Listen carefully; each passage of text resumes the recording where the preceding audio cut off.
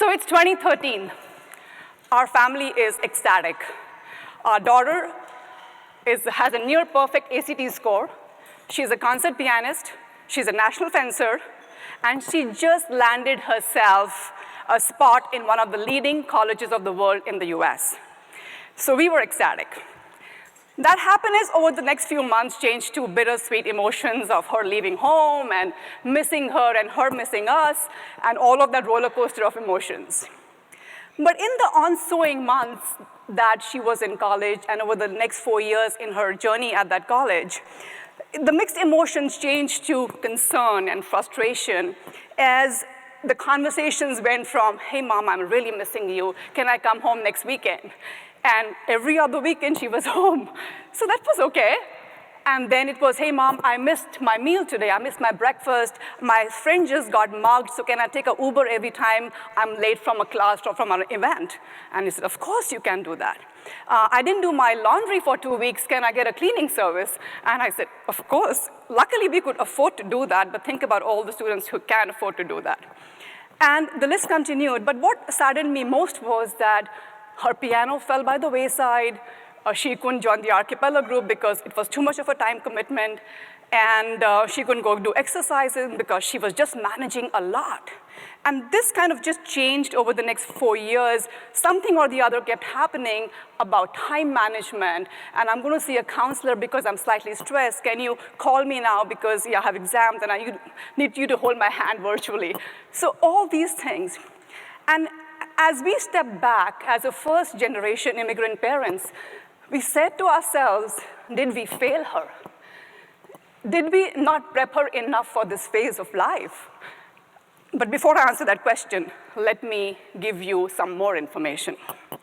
I don't know how many of you know, but the US has the highest dropout rates of college students in industrialized nations. Even though more students are entering colleges, our graduation rates are at about 50%, and that too over a 6-year period. And students are carrying trillions of dollars of debt, as we all know. And our colleges lose $16.5 billion annually because of dropouts.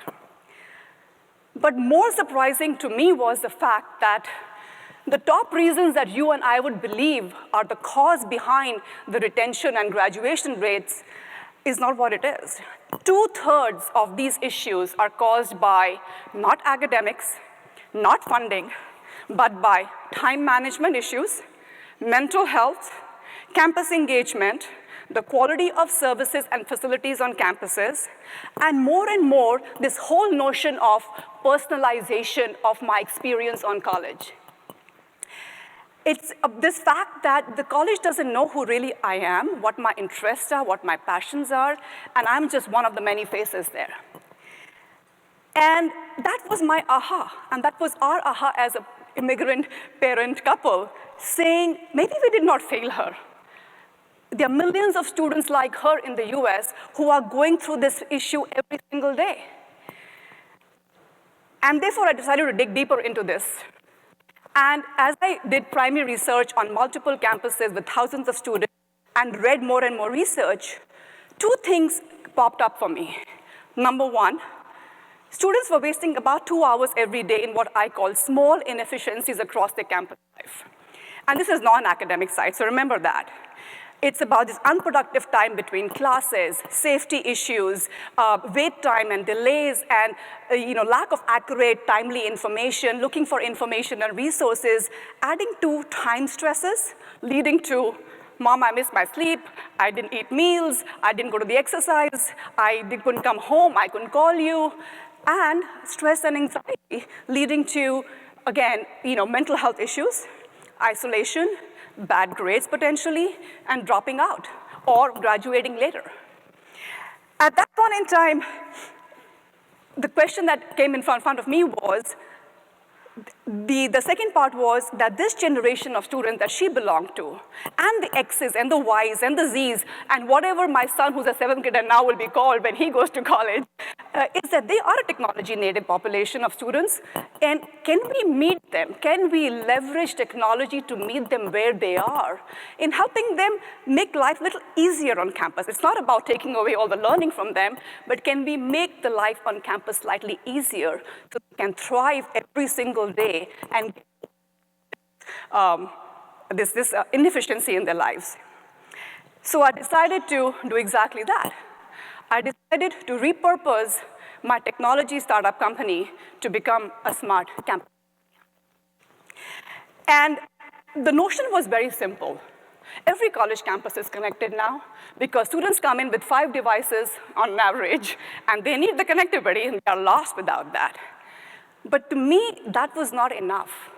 My vision and notion of a smart campus was, can I enable and help an individual student and the school administration at a collective level to make smarter decisions and smarter choices by leveraging technology across these various aspects of their non-academic lives, because they have such a huge impact not only on their everyday lives, on their academic success, and their life thereafter. So the idea of the smart campus was born from there. And we've been lucky that we've been able to work with many campuses thus far. But as I think about what is it that I'm trying to do with the smart campus platform and tools and services that we are building, my vision and my goal is very simple. I don't want any student to miss a meal because they have to get to class and they were waiting in line for a meal, or to miss a class because they're waiting in line to eat food, to miss events on campuses that interest them, that is their preference, that is interest, to not play the piano or not join the archipelago group because they couldn't manage time, never feel safe or unsafe on campus, and always have these tools and services of real-time information with them. And on the college administration side, as I have spoken to many, many colleges over the last 3 years, it's apparent to me that a lot of focus, investment, and innovation has gone inside the classroom, and rightly so, and on the funding side. Very little is known or available or invested in really helping students manage this non-academic side of their life. So I never want this not to know what the baseline of a good engagement, what causes mental health issues, can they have a platform tool that will help them not only serve the students where they are as an individual, but also make timely interventions, just like they make in the classroom, or incentives to incent right behaviors, so that when students graduate from college, with no pun intended there, have academic success, but they have a repertoire of life skills and the ability to manage health, wellness, and time to be able to be successful in the future lives. So I really believe that we all have an opportunity not only to impact with this vision and this kind of thinking of individual student, but their families and the generations to come. So whoever you are, wherever you are, a student, a faculty member, an administrator, somebody who's sitting by somebody in a plane, start having this conversation. Let's create the awareness and the call to action to drive this change wave in college campuses for tomorrow. Thank you.